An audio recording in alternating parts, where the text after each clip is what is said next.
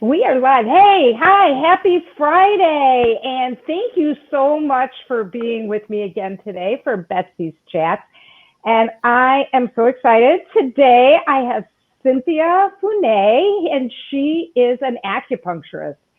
And I want to introduce Cynthia, and she is located in Glenview, Illinois. And Cynthia, tell me a little bit how you became an acupuncturist. I'm so interested, and there's so much to talk about during this whole COVID. So take it from there. How did you get interested in this? Well, first of all, thank you very much, Betsy, for having me. But you know what?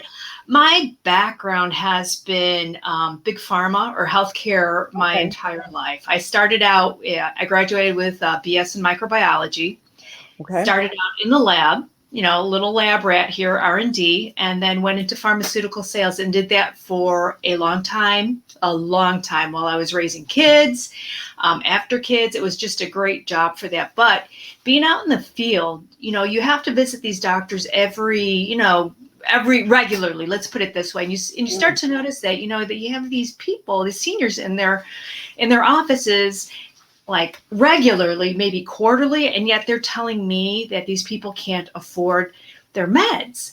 And so, they have to choose between food on the table or buying their medications, because medications are expensive. Yes, they are. And then you're thinking, well, what are your medications doing? And it hit me that, and there's a place for medications, don't get me wrong. But you know what? For the chronic diseases like diabetes, hypertension, cholesterol, these medications really are just managing the disease and not really getting to the root of the issue. And so these diseases eventually progress. And so hence comes, Chinese medicine, which is acupuncture and herbs. And it really helps, and it gets to the root of the problem. It does. And I want to start off by talking about what are you seeing? What do you treat most in your office? What kind of people should come to you? Well, over 1 billion people across the globe use Chinese medicine as their healthcare. But the people that we see here in America are primarily pain patients, because that's what acupuncture is known for. And, what acupuncture does is it helps the circulation of blood and then qi. It's spelled QI, but it's pronounced qi, which is just the energy in the body. And what it does is it just promotes circulation in the body. And when everything's flowing smoothly, you have good health. But when you don't, that's when you have issues. So I used to promote Advil for pain. So pain is right up my alley here. But you know what? People are used to Advil. They're used to cortisone shots. They're used to steroid shots. And they're used to these things working right away. And the way that acupuncture works, for better or for worse, is that it helps the body heal itself. And so the body is just a beautiful machine, and it wants to heal. And that's what acupuncture helps facilitate. So it's not going to be an overnight thing. And as most times, it's not going to be an overnight thing. It's going to be a process, just because the body has to do it. So that's something I really think people should understand. So tell me more about that. How does that work? I mean, everybody knows acupuncture. They stick these needles in you. First of all, are they real needles? Is it safe? Tell us more about how it works. Okay, so acupuncture has been here since, I believe, late 70s. And it's been around for thousands and thousands of years. So here we've gone to single-use, sterile, stainless steel needles. You put them in a sharps container when you're done, and then you ship them off. So that's how that's done. But with acupuncture, you should see my intake form. It's got charts and questions after questions, and I'm asking about cold hands, cold feet. And a lot of people are wondering, well, what does that have to do with my pain? But that helps me pick out my prescription of points. So because when acupuncture was first developed, there were no MRIs, there were no blood tests. And so we looked at the signs and the symptoms that people were telling us. And then you make your own diagnoses, and then you pick your points. And then when you pick the points, am I getting too deep in the woods? But what are they what I'm hearing is this has to do with the energy in the body. And I'm a huge energy in the body person, because energy is everywhere.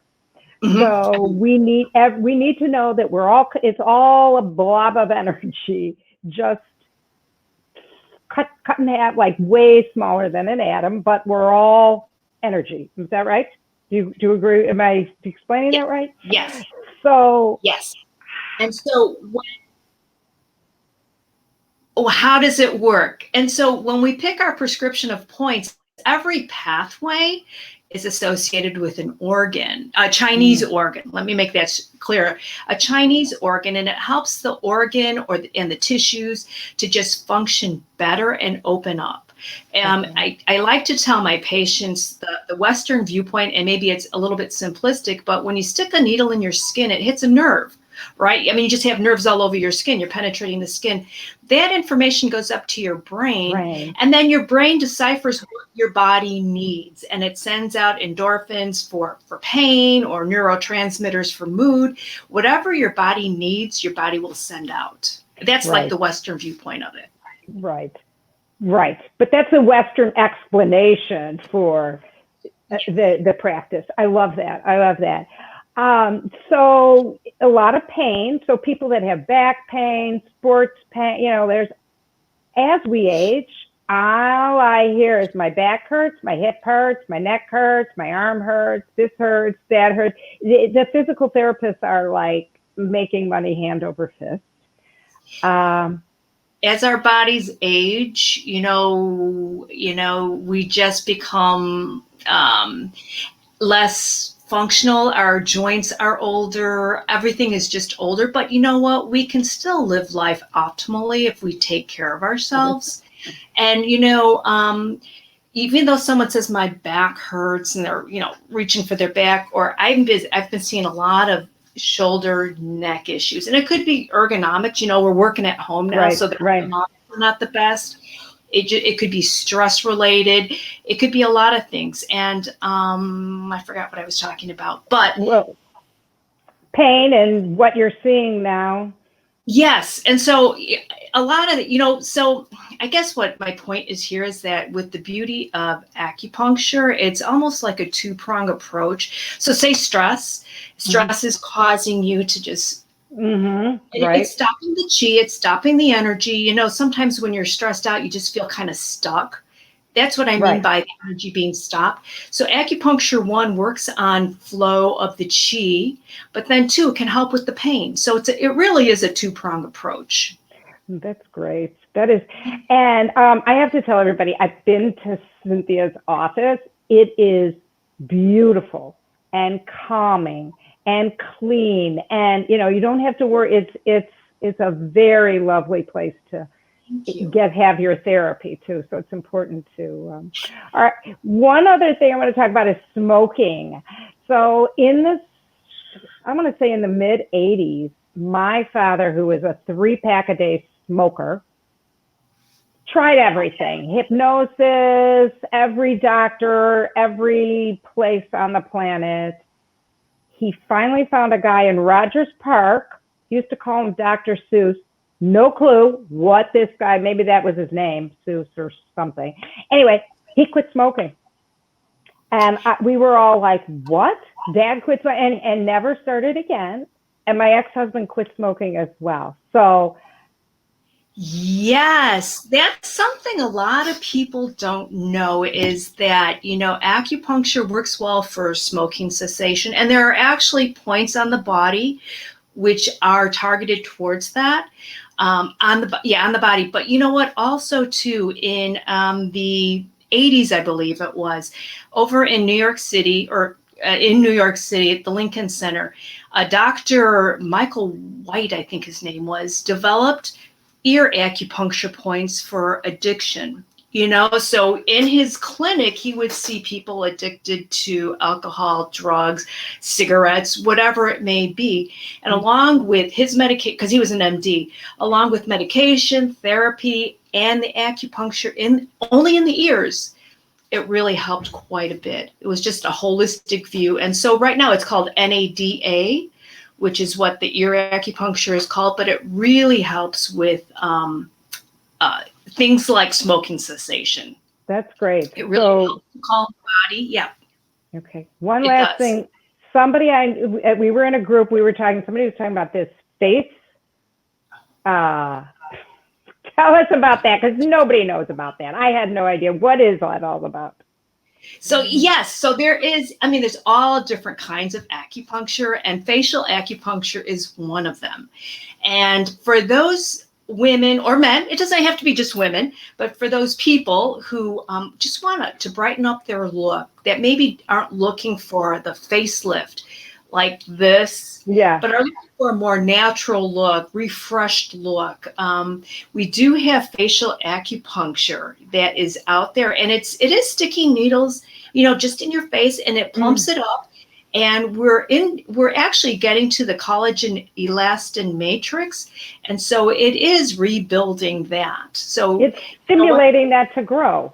Exactly. And so your fine lines will smooth out, your nasolabial groove will be more shallow, jowls will, lift up. It tones everything, and it looks more natural. It doesn't, like I said, it doesn't look like a facelift. It's right. just more natural. That is great. But people don't know about that. Yeah, no, nobody knows. I mean, I've never heard of that until somebody was. Is there anything else that you do with acupuncture that maybe people that you can think of? So pain, addictions, facial. One thing that I'm really, now since we're opening up and today is the beginning of phase 4, one thing that I'm really stressing with my patients is there's a lot of fear out there. There's a lot of stress because of COVID. Right. And instead, some people are very fearful, and their thought is, okay, COVID's everywhere, I'm going to catch it. So what I'm doing is I'm really promoting boosting the immune system, because it empowers people, especially up here. It empowers people that it's something that they can do, so that because everybody knows if you have a strong immune system, you're going to beat that virus. And so that's one thing that I am really emphasizing through supplements, through Chinese herbs, through acupuncture. That's one thing that I really want to do for my people until a vaccine is out. Well, even going forward, even. But right. And that doesn't mean that they can walk around without masks, that they can go sit in the bar next to 500 people. It's just that we've got to tap into everything that we can do. Exactly. East and west. We got to eat the right foods. We got to get the right amount of sleep. We've got to the acupuncture and the supplements and the herbs and the green tea. All of these things help promote and stress, getting rid of stress, because again, like you said, it all goes in the brain, and then the brain sets off the chemicals, and then there you go. Yes, so that's so true. I mean, I'm coming at it from the Western point of view, but I think that's very easy to see. You can cause yourself to get an ulcer. People, they're like, well, I don't believe your brain can do that. It can do that. Oh, big time. Your mind, your brain is so powerful. Yes. Right. Yes, definitely. So this is pretty exciting. So I am thrilled that Cynthia was able to come and join me today on this gloomy Friday. But anybody that has any questions, please text me, email me. Cynthia, again, she's in Glenview. She's on Facebook. You can get in touch with her. You can get in touch with me, and I'll help. You can leave a message in my feed, and I will get back to you.